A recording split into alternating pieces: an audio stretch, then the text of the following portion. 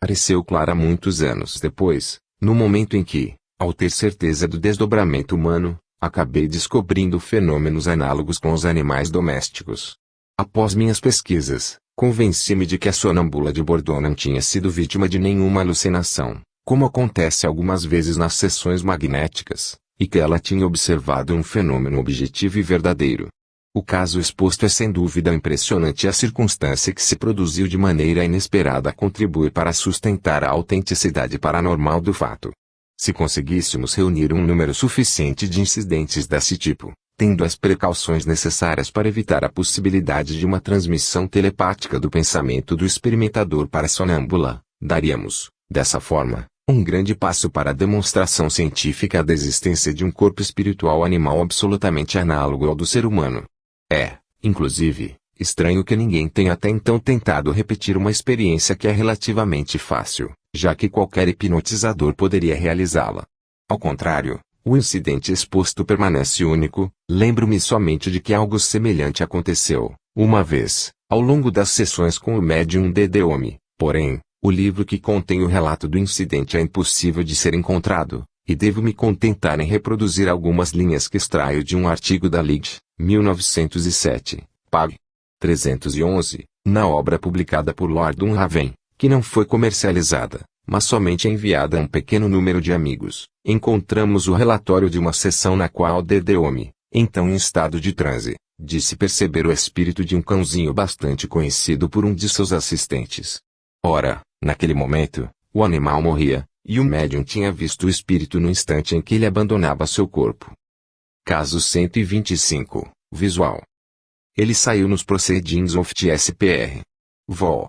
X. Pag. 127. A senhora Gordon Jones conta: sempre experimentei uma grande aversão por gatos, aversão esta que imitei de meu pai, que não podia suportar a presença deles.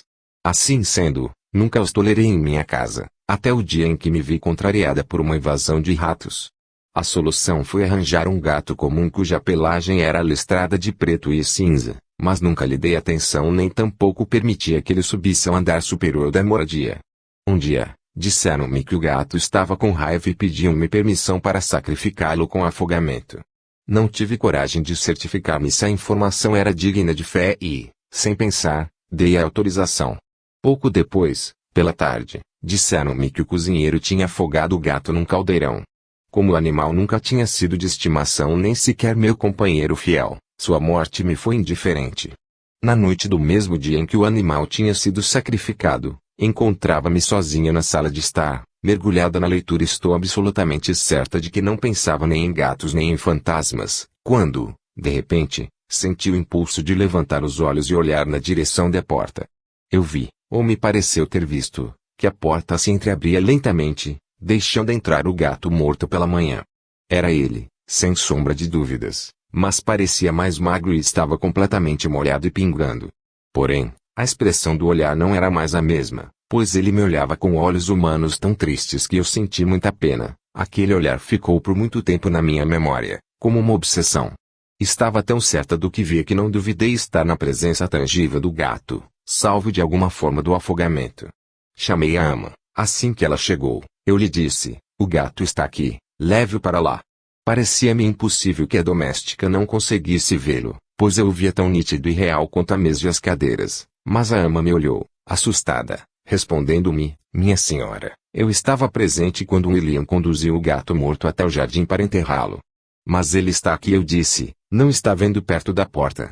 A empregada não via nada. Pouco depois, o gato começou a ficar transparente e desapareceu lentamente. É óbvio que a hipótese da clarividência telepática não poderia se aplicar ao caso que acabamos de relatar.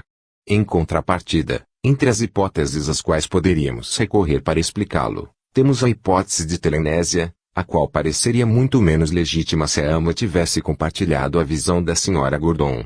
No entanto, se lembrarmos que ela afirmara ter ficado indiferente à morte do gato e que, ao contrário, tinha por ele um sentimento de aversão, o que descartaria a principal condição de predisposição para as visões alucinatórias, ou seja, o estado emotivo. Se considerarmos, por outro lado, que quando o gato reapareceu, a mulher estava absorvida pela leitura, excluindo o fato de que ela pensava naquele momento no animal morto, e, Sobretudo, se levarmos em consideração que ela sentiu um impulso repentino e imotivado de erguer os olhos e olhar para o canto da porta, onde exatamente a aparição se produzia, circunstância que caracteriza as manifestações telepáticas entre vivos e falecidos, somos levados a concluir que o fantasma do gato que apareceu para a dama consistia numa manifestação espiritual telepática, cujo agente foi o animal sacrificado poucas horas antes. Caso 126. Animal vidente. O Sr. James Coates, autor do impressionante livro Photographing the Invisible, enviou à revista Lead, 1915, pág.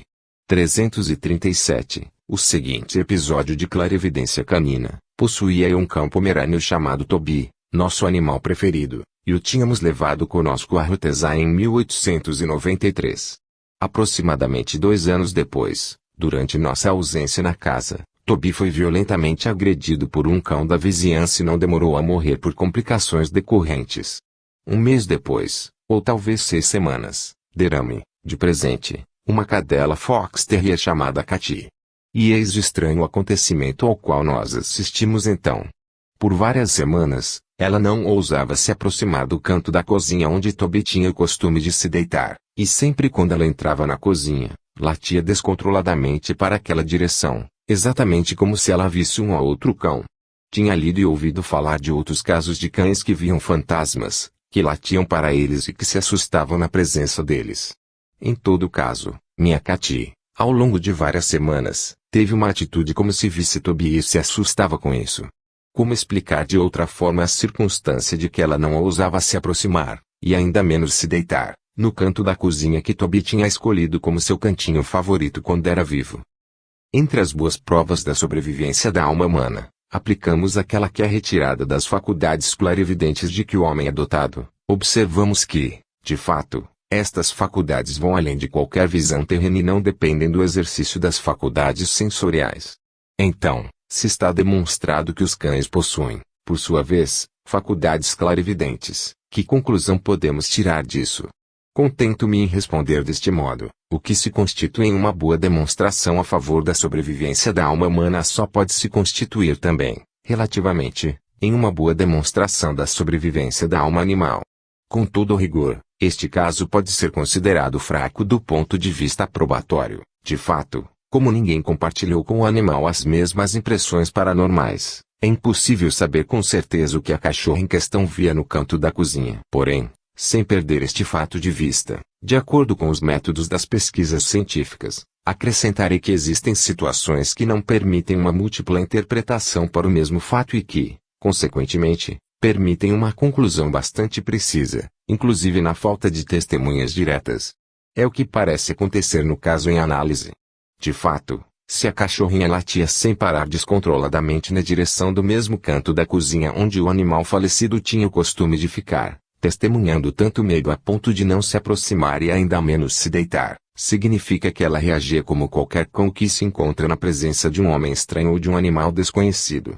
Nestas condições, o que poderíamos deduzir a não ser a conclusão lógica de que, no canto em questão, ela percebia o fantasma do cão falecido. Certamente esta conclusão pareceria bastante forçada se não conhecêssemos nenhum exemplo de visões de fantasmas por animais, porém, já que estes exemplos são, ao contrário, frequentes e cientificamente observados, não podemos nos impedir de explicar da mesma maneira, através da lei das analogias, o fato contado pelo Sr. James Coates. Caso 127, auditivo coletivo. Ele está presente em um artigo publicado na revista Lead, 1915, pág. 215, pelo reverendo Charles L. Tweedale, autor de diferentes livros muito interessantes sobre metapsíquica. Entre outros casos de aparições de animais, ele conta: há aproximadamente 2 anos anotei o acontecimento em minha agenda. Minha mulher e a empregada estavam sentadas, numa noite, e conversavam num pequeno quarto do vicariato. De repente, elas ouviram o ronronar ruidoso de um gato próximo da senhora Tweedale. Ambas localizaram o barulho no lugar preciso, tocando na saia de minha esposa. Ele durou certo tempo, em seguida parou e elas começaram a ouvir nitidamente, nesse momento, o som delicado e característico da língua de um gato quando ele bebe o leite. Sem saber o que pensar, a senhora Tweedale chamou sua gata, que não apareceu, Em seguida, com a ajuda da empregada, ela esquadrinhou meticulosamente o cômodo, mas inutilmente. Elas se recompuseram e retomaram a conversa. Então, quase que imediatamente, o som ruidoso do gato invisível recomeçou, ao qual se sucedeu ainda o outro som de uma língua de gato que bebe um líquido. Elas vistoriaram pela segunda vez o quarto, mas a atitude foi novamente em vão. É preciso lembrar que, dias antes, nossa gata tinha desaparecido. Quando a minha esposa e a empregada vieram me contar o que tinha acontecido, eu lhes disse: isto significa que não reveremos mais nossa gata viva. E foi exatamente assim. O pobre animal teve um fim como o grande número dos gatos em nosso país, os quais são mortos cruelmente. Neste acontecimento, a manifestação paranormal foi totalmente auditiva, o que não invalida o valor teórico do fenômeno, incidente este que é impressionante por causa de seu caráter coletivo. De fato, a circunstância de que duas pessoas perceberam ao mesmo tempo as impressões auditivas, localizando-as exatamente no mesmo ponto, é uma garantia da autenticidade paranormal do fato. Por outro lado, é difícil duvidar da relação entre causa e efeito, ou seja, entre o desaparecimento e a morte da gata da casa e a manifestação paranormal que aconteceu na casa do reverendo Tweedale. Nós podemos nos perguntar se o caso deve ser considerado uma manifestação espiritual telepática, ou seja, post-mortem, ou então um caso telepático no instante da morte, dúvida esta que é legítima devido à falta de informações sobre o momento em que a gata foi morta. No entanto, como a gata já tinha deixado a casa fazia alguns dias e é provável que tenha sido morta no primeiro dia de seu desaparecimento, isto tornaria mais verossímil a explicação espiritual telepática do caso. Caso 128, Visual Coletivo. Eu retiro do jornal OFT-SPR. Vol. 15, Pag. 249. Trata-se de um caso rigorosamente documentado e enviado para publicação ao longo da semana em que ocorreu. A senhorita B.J. Graham conta: minha irmã H.L. Graham criava uma gata da qual ela gostava muito, da raça persa puro sangue, pelagem cinza azulada característica, pequena, cujo nome era Smokey. Não havia na cidade outra gata da mesma raça ou que ao menos se parecesse com ela. Ao longo da primavera ela adoeceu, morrendo em meados de junho de 1909. O jardineiro a enterrou num canto do jardim, onde foi plantada uma dália. Algum tempo antes de seu falecimento, a gata tinha sido atacada violentamente por um cão, que tinha quebrado algumas de suas costelas. Por causa desse acidente, ela andava mancando, com o corpo curvado de um lado. Seu falecimento foi em consequência das lesões que ela tinha sofrido na terça-feira, 6 de julho de 1909. Estava à mesa com minha irmã tomando o café da manhã e lendo em voz alta uma carta. Virei de costas para a janela, que estava à direita de minha irmã. De repente, vi que ela olhava do lado de fora com uma expressão de espanto misturada com medo. Eu perguntei: o que foi? Ela respondeu: vejo Smokey andando no meio da grama. Nós nos precipitamos até a janela e percebemos efetivamente Smokey, aparentemente bastante doente, com o pelo eriçado e os olhos ariscos. Ela mancava por cima do canteiro em frente à janela, a 3 ou 4 metros de nós. Minha irmã a chamou. Como a gata parecia não escutar, ela correu em sua direção e continuou a chamá-la. Eu fiquei na janela e vi a gata se enfiar num caminho que dava para os fundos do jardim. Minha irmã a seguiu, sempre a chamando, mas, para sua grande surpresa, Smokey não se virava nunca, como se não escutasse nada. Num determinado momento, ela se enfiou numa moita e minha irmã não a viu mais. Após 10 minutos, minha irmã e uma amiga, que passava alguns dias em nossa casa, viram novamente Smokey andando na cerca em frente à janela. Minha irmã saiu para ir ao seu encontro, mas não a viu mais. Após meia hora, ela apareceu no corredor que leva até a cozinha e foi vista pela empregada, que pegou uma tigela de leite e a levou até ela. Mas a gata continuou seu caminho, saindo no jardim e desaparecendo diante da mulher. Perguntamos aos vizinhos se eles não tinham visto uma gata parecida com nossa Smokey. Ninguém tinha visto nada. Perguntaram-nos se não tinha havido um equívoco a respeito da morte da gata, embora nossa amiga, o jardineiro e uma jovem empregada tivessem visto o cadáver. O jardineiro ficou inclusive indignado com a nossa suposição de que ele não tivesse enterrado a gata, e foi até o local desenraizar a dália e exumar o cadáver de Smokey. Não sabíamos o que pensar daquele acontecimento, que teve 4 testemunhas: senhorita B.J. Green, senhorita H.L. Green, senhorita Smith e Kathleen B. A empregada. Minha irmã disse que, quando seguiu a gata pela primeira vez, Ela andava rapidamente, manca de um lado, assim como ela fazia antes de morrer. B.J. Green, numa carta posterior, a senhorita B.J. Green, referindo-se à segunda vez em que sua irmã seguiu a gata, escreveu: a gata não pulou a cerca, ela desapareceu quando estava perto dela. O caso acima mencionado é bastante interessante e significativo, primeiro por causa da natureza inquestionável do fato, depois, porque o fantasma foi visto por 4 pessoas em momentos diferentes, o que elimina a hipótese de alucinação pura e simples. Tendo em vista este fato, apenas 2 hipóteses podem explicar o caso. A primeira consistiria na suposição de que se tratava da visão de uma gata viva que teria sido confundida com a gata falecida. A segunda seria a hipótese espiritual telepática. Refiro-me à primeira explicação pelo simples dever de um relator, pois nossos leitores já terão percebido que esta suposição não se sustenta perante a análise das circunstâncias. Primeiramente porque, no caso em análise, tratava-se de uma gata exótica única do seu tipo no local onde o acontecimento se passou e caracterizada por uma pelagem típica dos gatos persas, circunstâncias estas que tornariam absurdo pressupor que 4 pessoas, em plena luz do dia, tivessem podido se equivocar na identificação. Em seguida, porque observamos que a gata apareceu mancando, exatamente como o animal morto. Em terceiro lugar, porque a gata fantasma não apresentou sinais em nenhum momento de que ouvia as pessoas chamarem no que teria sido inverossímil caso se tratasse de uma gata viva, e que, em contrapartida, constitui um traço característico da maior parte dos fantasmas telepáticos e espiritual telepáticos, que não possuem a consciência do meio em que se encontram. Finalmente, não devemos esquecer que o pequeno fantasma desapareceu inúmeras vezes diante dos percipientes de uma maneira sutil e inexplicável. Sem nada a acrescentar, o que acabo de afirmar é suficiente para demonstrar que a hipótese da visão de uma gata viva, vista por 4 pessoas que a confundiram com a gata falecida, não se sustenta diante do exame dos fatos. Somos obrigados a concluir que o episódio em questão é certamente um exemplo autêntico de aparição do fantasma de um animal defunto. Caso 129. Visual auditivo coletivo. Mais um caso publicado na revista Lead, 1911, pág. 101. O reverendo Charles Elitway Daly, de quem já tivemos a ocasião de reproduzir um relato, comunica este outro fato interessante que, assim como o anterior, aconteceu com ele. As manifestações paranormais impressionantes ocorreram durante mais de um ano. Ele conta, nos últimos 5 meses, assistimos a algumas das mais extraordinárias manifestações espontâneas que superam de longe aquelas históricas do presbitério do reverendo Wesley.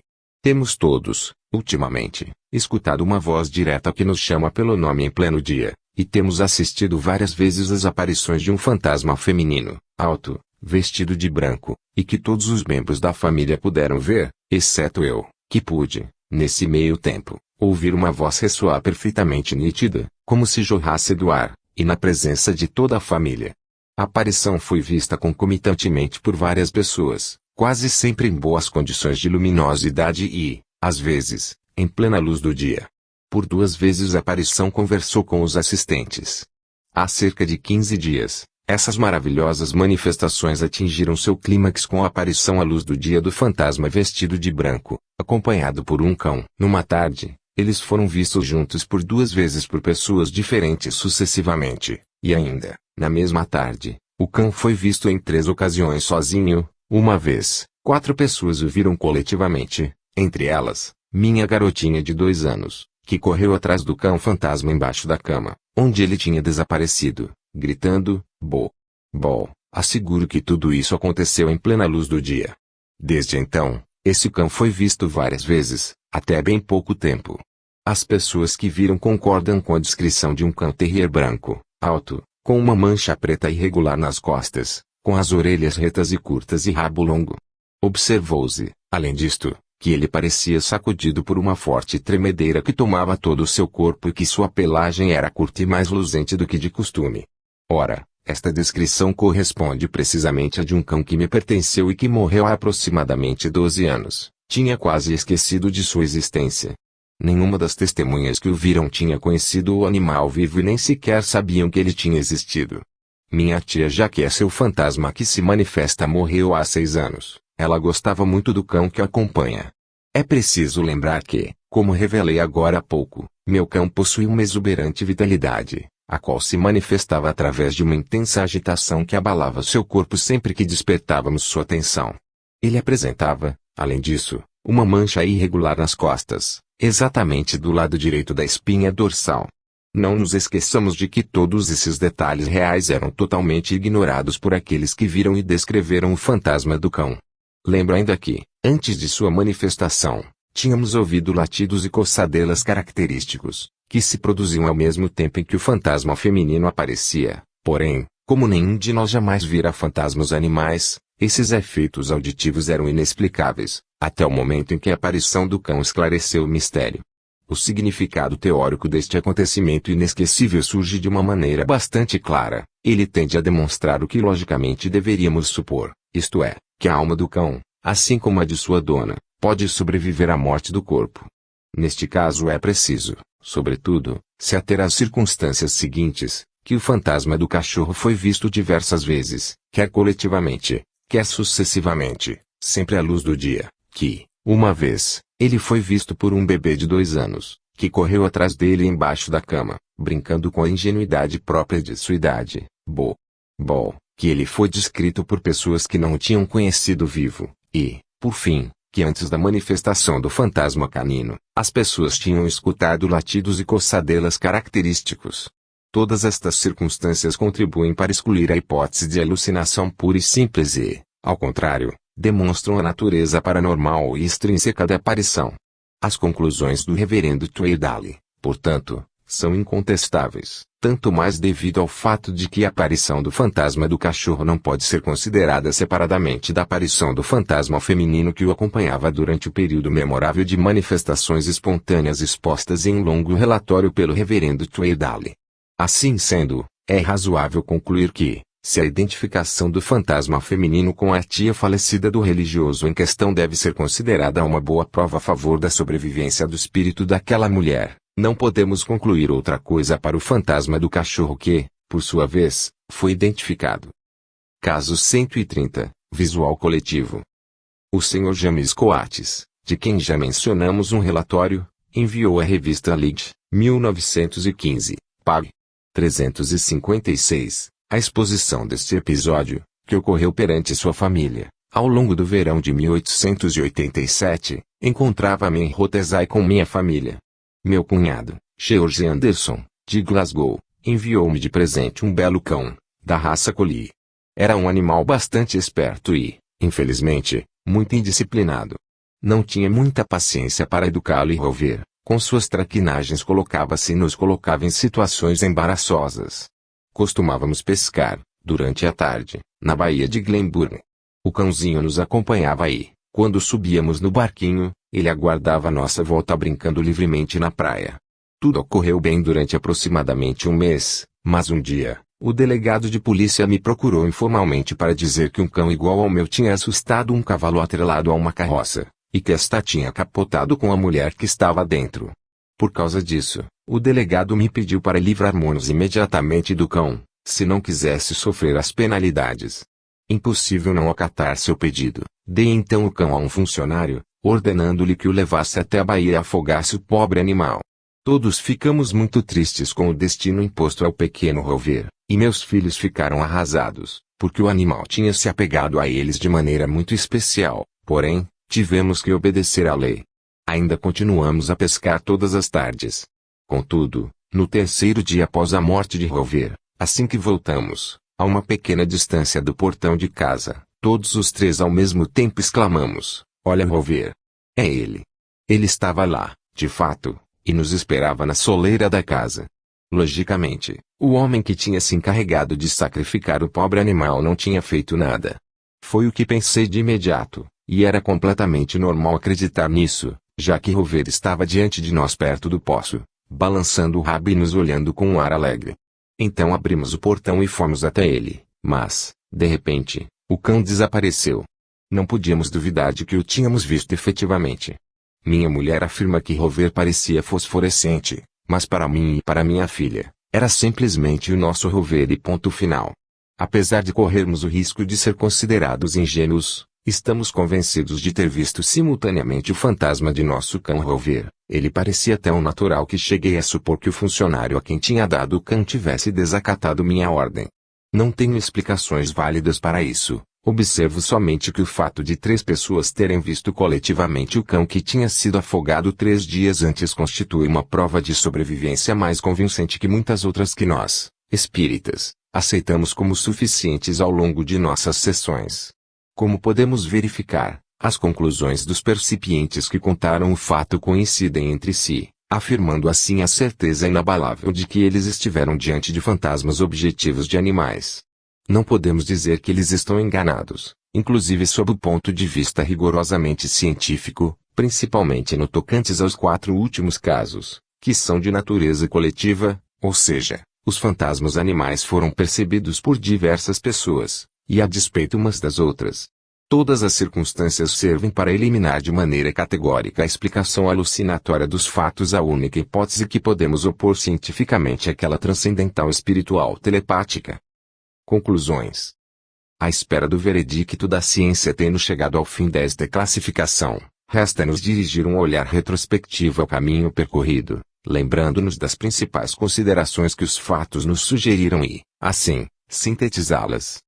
No tocante às nossas afirmações a favor da existência real de manifestações telepáticas em que os animais fazem o papel de agente ou de percipiente, assim como no tocante aos fenômenos de assombrações ou de aparições de outra natureza, em que os animais são percipientes juntamente com o homem, não me parece nem um pouco científico levantar ressalvas ou dúvidas, pois os casos expostos nesta classificação são suficientes para fundamentar nossas afirmações.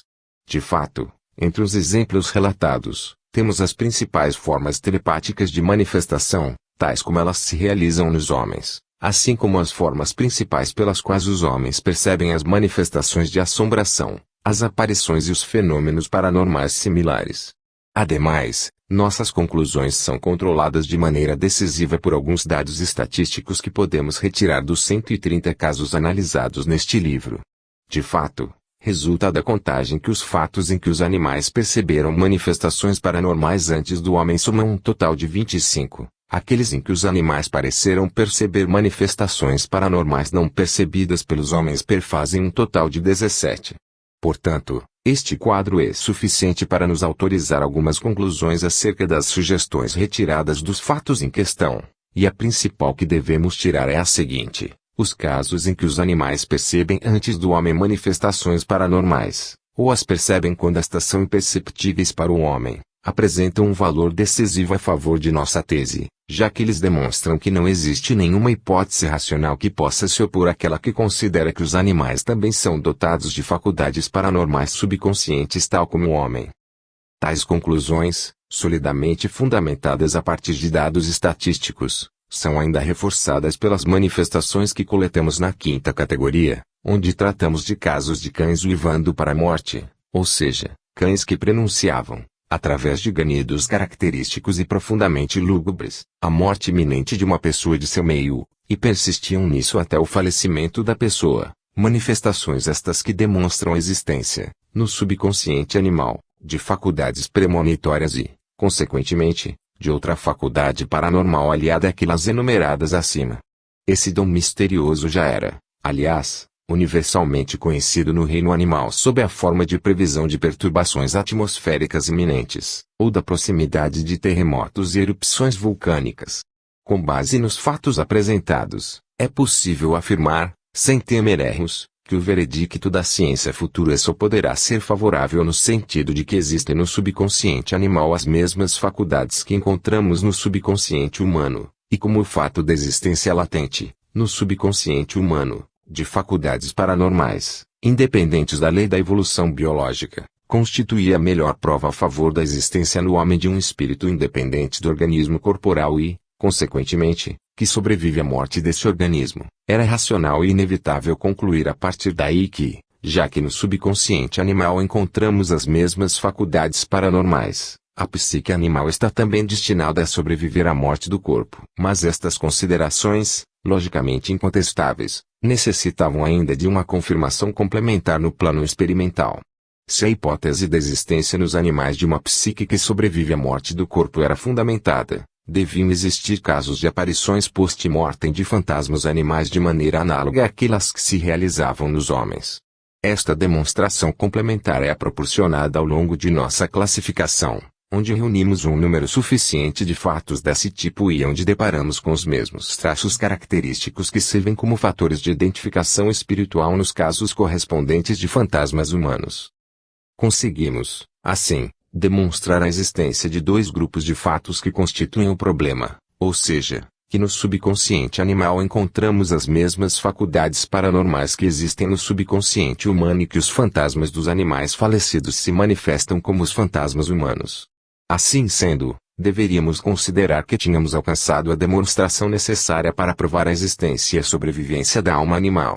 Tal hipótese não podia ser considerada então cientificamente válida, mas somente a título de hipótese de trabalho, enquanto aguardamos poder julgá-la como verdade definitivamente adquirida pela ciência, quando a acumulação dos fatos nos permitirá analisar minuciosamente este tema tão importante.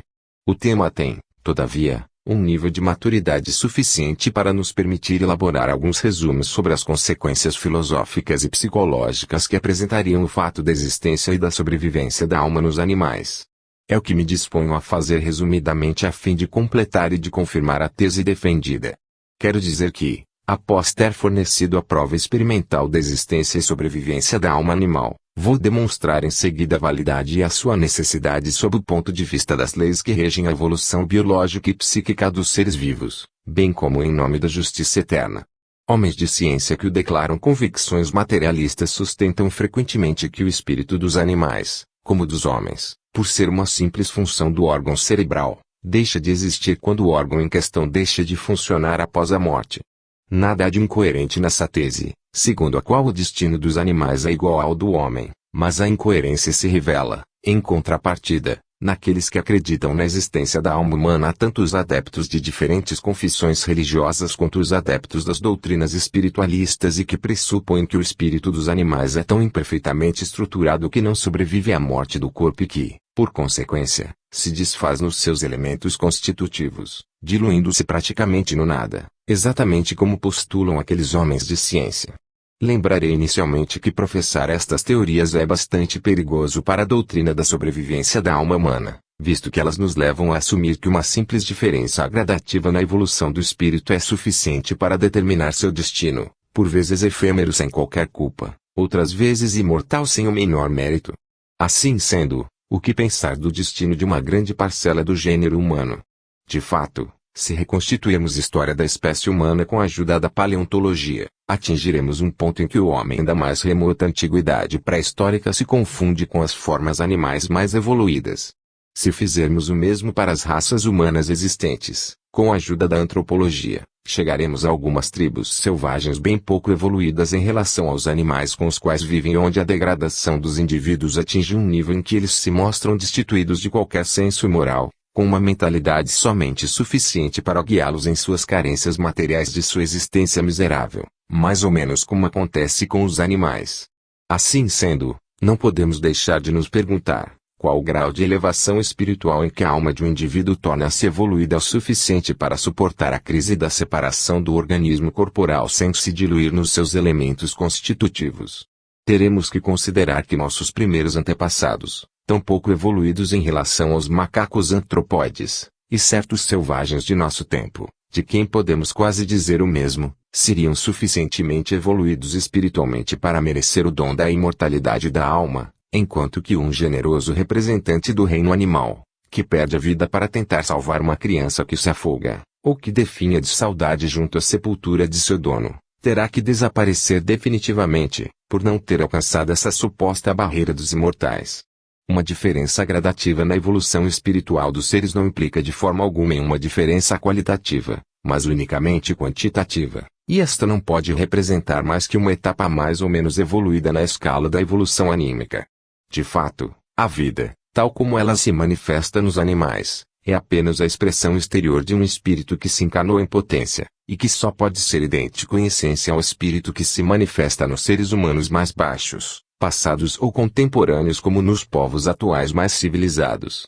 Noutros termos, a vida, em todas as suas formas e em todos os casos, É a expressão num meio terrestre de um espírito que se encarnou numa determinada síntese de matéria organizada, indicando o grau de evolução que esse espírito alcançou e ponto final, pois qualquer espírito por si só pode ser absolutamente idêntico aos outros espíritos que animam qualquer outra síntese de matéria organizada, exceto em relação ao grau de progresso atingido.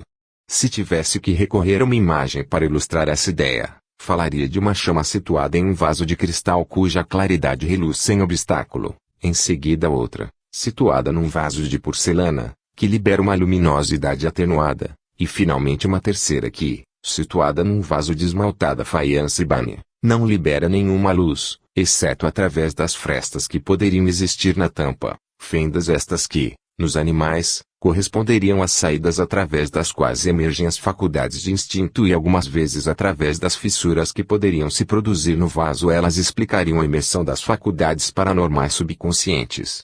Então poderíamos argumentar que o mesmo acontece com os destinos do espírito, em suas inúmeras fases reencarnatórias, ao longo das quais o que muda são os envoltórios que ele reveste, e não o espírito, que permanece em potência inalterado e inalterável.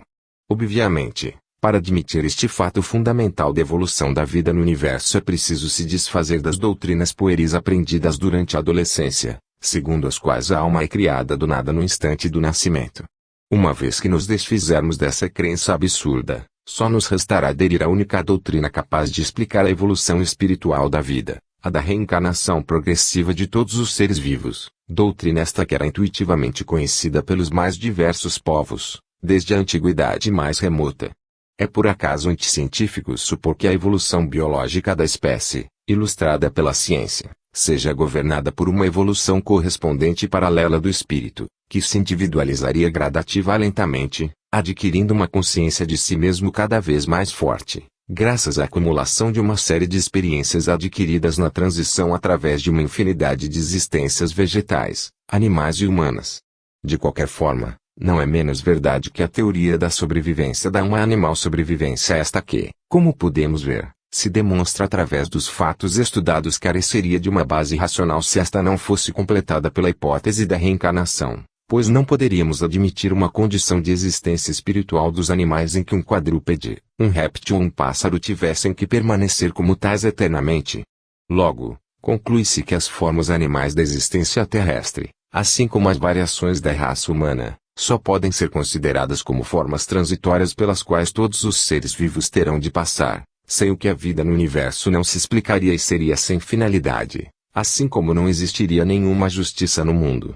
Reitero este ponto, a escala infinita dos seres vivos só pode ser a expressão das manifestações da alma nas suas etapas progressivas de evolução espiritual.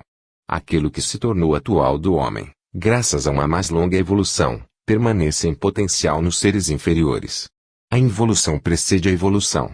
Não é de forma alguma a matéria que o determina a evolução do espírito, é o espírito que, para evoluir por si só, necessita de todas as fases de experiências que se pode obter na Terra e, consequentemente, precisa revestir, sucessivamente, todas as formas mais refinadas que lhe pode fornecer a matéria organizada. As leis biológicas da seleção natural, da sobrevivência do mais capaz e da influência do meio são apenas os acessórios mais indispensáveis para esta evolução. Entretanto, a verdadeira causa da evolução dos seres vivos é interior e chama-se espírito. Certamente uma das melhores definições inteligíveis a respeito da natureza íntima dos processos evolutivos nas individualidades vivas foi transmitida por via mediúnica a Lady Catinese e incluída em seu livro Aldrich and Newlid. Conquanto esta senhora fosse inglesa, a definição lhe foi inspirada em francês, eu a reproduzo fielmente. O gás se mineraliza, o mineral se vegetaliza, o vegetal se animaliza, o animal se humaniza, o homem se diviniza. Se aceitarmos as afirmações acima a favor da existência e da sobrevivência da psique animal e de sua transição ascendente através da escala dos seres pelas reencarnações sucessivas até o estágio de se humanizar, uma nova luz iluminaria também o eterno problema que todos os filósofos e todos os religiosos se propuseram a solucionar, aquele da finalidade da vida no universo. Pobres dos povos que perderam qualquer fé a respeito do grande destino dos seres. Todos, na Itália, lembram-se das palavras desoladas pronunciadas no leito de morte pelo eminente filósofo Roberto Ardigó, que tentou se suicidar 2 vezes. Deixem-me então morrer, para que serve a vida? Palavras que ressoam como uma terrível condenação sobre as teorias positivistas materialistas professadas de boa fé por esse brilhante pensador. Somos então levados a afirmar: eis aí um filósofo, pelo menos coerente com suas convicções. Sua lamentável concepção materialista da vida o tinha levado racionalmente e inevitavelmente a concluir que a vida não tinha nenhuma finalidade, pois, se tudo termina com a morte do corpo, a troco de que ter vivido, ter contemplado por um segundo a grandeza do universo, ter estudado durante toda uma vida, ter sofrido tanto, moralmente e fisicamente, talvez pelo bem das gerações futuras. Contudo, se estas, por sua vez, devem desaparecer sem deixar o menor traço, se, num determinado número de séculos, em consequência do resfriamento progressivo do planeta, nosso mundo deve também morrer, com todos os seres a quem ele dá a vida, e se é este o destino extremo de todos os mundos existentes no universo, para que serve então o progresso da humanidade? A troco de que cultivar a arte, o belo, o bem, a febre do saber, de se dedicar a um ideal? Para que serve a vida? Para que servem os mundos? Para que serve o universo? E, especialmente, qual é a finalidade das dores materiais e morais enfrentadas pelos seres, sem que estes as tenham pedido, o dom nefasto da vida? Que grande frustração para uma alma evoluída como a de Roberto Ardigó. Ele não podia se impedir de contemplar, desolado, o abismo da vaidade infinita do todo. Ele não podia se impedir de se revoltar na presença desta trágica ironia do destino. Seria melhor desafiar com bravura o destino da única maneira permitida para um ser vivo, liberar-se, através do suicídio, do suplício moral de contemplar, indefeso, a tragédia do ser. Roberto Ardigó era fiel às suas convicções, mas os filósofos que compartilhavam suas convicções materialistas, e que, apesar disso, não terminaram como ele através do suicídio, são por felicidade incoerentes, o que devemos atribuir ao fato de que no âmago de seus subconscientes existe uma faísca divina que sabem ser imortal, a qual consegue transmitir para suas consciências uma vaga intuição a respeito da verdade. Assim, sem se darem conta, eles pensam de um modo e agem de outro. Já Roberto Ardigó, por ter sido coerente, cometeu o suicídio. Chegou a grande hora de dispersar, nos meios filosóficos e científicos, os vapores asfixiantes do positivismo materialista, proclamando ao mundo a boa notícia de que no cume mais ensolarado da majestosa árvore do saber humano nascia um outro galho luxuriante e fecundo de frutos regeneradores, galho este que se chama ciência da alma, e graças a qual se pode demonstrar a vaidade, a incoerência, o equívoco da concepção materialista do universo.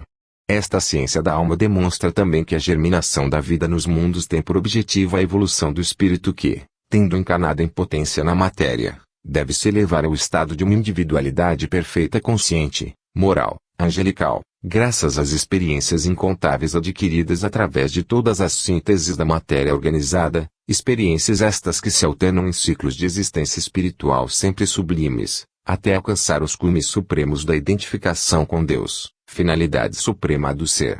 O que não significa de forma alguma o aniquilamento do eu, mas sim sua integração com o divino, sem nada perder de sua individualidade, como as células do organismo humano concorrem aos milhões para criá-lo, sem nada perder da individualidade que lhes é inerente. Em outras palavras, ao microcosmo homem, suprema síntese polizoica e polipsíquica no domínio do relativo, corresponde o macrocosmo Deus, síntese transcendental polipsíquica e una, eterna, incorruptível, infinita, no domínio do absoluto. Vejamos como a alma, evolução e destino do ser são definidos pelas famosas sentenças filosóficas redigidas mediunicamente por Eugênio Nus: alma, porção de substância que Deus retira da força universal para cada individualidade. Centro de atividade assimilador incandescente que retoma, um a um, todos os atributos do Criador. Evolução: as moléculas simples, modificadas por atração direta, unem-se e se combinam para formar organismos diferentes, mínimos nos minerais, sensíveis nos vegetais e instintivos nos animais. Progredir, para o ser consciente, significa se transformar, empregando racionalmente os elementos internos e externos dos quais ele dispõe. Em graus sucessivos, o ser consciente realiza seu destino, percorrendo moralmente a longa caminhada da vida. Vida livremente manifesta, mas subordinada às leis necessariamente determinadas pela ordem do universo. A finalidade suprema das individualidades é a de contribuir para formar o ser coletivo do qual somos as moléculas inteligentes, Da mesma forma que a finalidade inconsciente ou o destino das moléculas, das forças puramente instintivas, ou inclusive menos instintivas, que interagem para formar nossos organismos, é a de criar o ser individual. Para esse todo, assim como para as partes, a vida não vira ser perpétuo e não é igual a ela mesma em nenhum momento de sua travessa pelo tempo. Porém, vejo que as especulações filosóficas sobre o instigante problema do ser me fazem perder o foco da tese bem mais modesta que se constitui no objeto deste livro. Minha tese consiste num ensaio inicial para demonstrar, através de um método científico, a sobrevivência da alma nos animais. Assim sendo, é preciso retomar nosso assunto e concluí-lo, lembrando que a existência de faculdades paranormais no subconsciente animal, existência esta suficientemente demonstrada através dos casos expostos, constitui uma boa prova a favor da psique animal. Devemos concluir, no tocante ao homem, que as faculdades em análise representam, no subconsciente, os sentidos espirituais pré-formados, aguardando para se manifestarem no meio espiritual, como as faculdades dos sentidos foram pré-formadas no embrião, aguardando para se manifestarem no meio terrestre. Se assim for, já que as mesmas faculdades se encontram no subconsciente animal, devemos logicamente concluir que os animais detêm, por seu lado, um espírito também, o qual sobrevive à morte do corpo. Além disso, esta demonstração altamente sugestiva foi acompanhada por uma outra que lhe é complementar, e não menos válida, aquela retirada dos casos de aparição post-mortem de fantasmas animais identificados. Eis o porquê da conclusão legítima de que tudo concorre para demonstrar a realidade da existência e da sobrevivência da psique animal, embora, conforme recomendam os métodos de pesquisas científicas, antes de nos pronunciarmos definitivamente a esse respeito, é necessário esperar um acúmulo posterior de fatos, para que tenhamos condições de examinar a sua gênese em relação a uma escala maior, analisando, comparando, classificando extensamente, até afastarmos toda e qualquer dúvida autêntica em relação a essa questão de uma psicologia, filosofia e moral imensamente importantes. Somente desta forma o que é, por enquanto, apenas uma hipótese de trabalho, suficientemente baseada em fatos para ser levada em consideração, poderá se transformar em verdade demonstrada. As pesquisas atuais sobre esta questão não deixam nenhuma dúvida em relação ao fato de que o veredicto da ciência futura deverá se pronunciar neste sentido. Fim.